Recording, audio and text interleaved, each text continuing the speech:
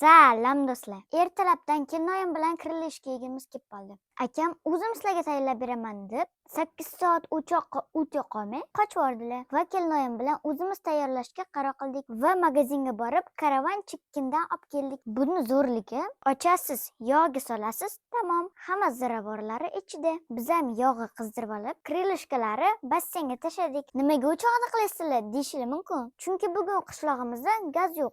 Siz o'choqda ovqat qilib qurganmisiz?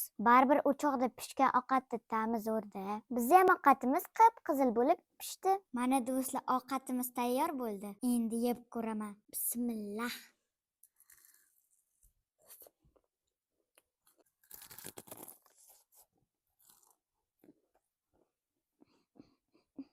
Вообще maza chiqibdi. KFC'nikidan ham zo'r bo'pti.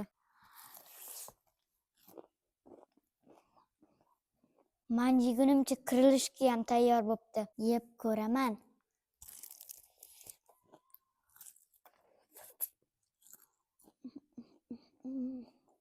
Вообще zo'r bo'pti. Hozir kamerani o'chirib, kelinoyim bilan mazza qilib yeymiz. Siz esa like bosib qo'ying.